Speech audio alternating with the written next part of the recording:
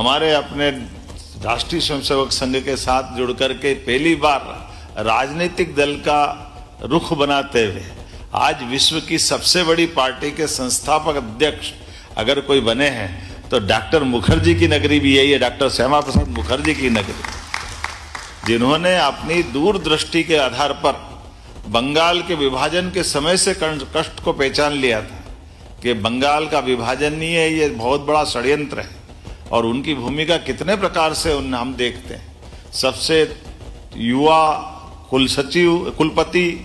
और उस समय भी देश की आज़ादी के साथ उनने जो अपनी लड़ाई लड़ते हुए एक, अगर इंडस्ट्रियों की बात करें तो इंडस्ट्री मिनिस्टर तो थे वो हमारे बीच में, उनका अपना रोल। लेकिन उनने देश के विभाजन के साथ जो दूसरा कष्ट पहचाना कि एक विभाजन तो हुआ है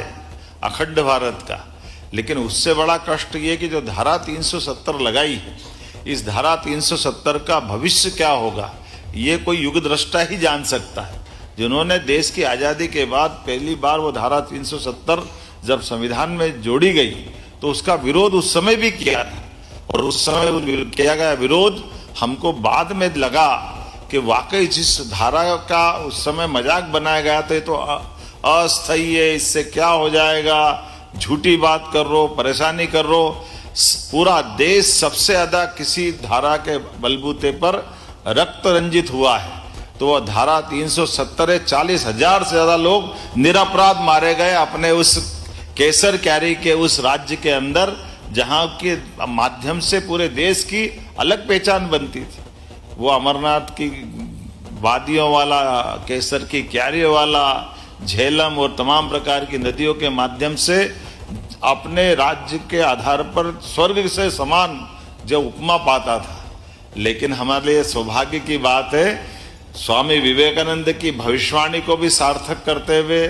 डॉक्टर मुखर्जी के द्वारा दी गई चेतावनी के बलबूते पर उस धारा 370 के कलंक को हटाते हुए वर्तमान के प्रधानमंत्री का अभिनंदन करें, श्रीमान नरेंद्र मोदी का बदलते दौर में, जिन्होंने अपने एक एक कदम से उस समय के उस निर्णय को दुनिया के सामने लाने के लिए डॉक्टर मुखर्जी ने जो अपना योगदान दिया, और आज के समय में यशस्वी प्रधानमंत्री ने उस कलंक से मुक्ति दिलाकर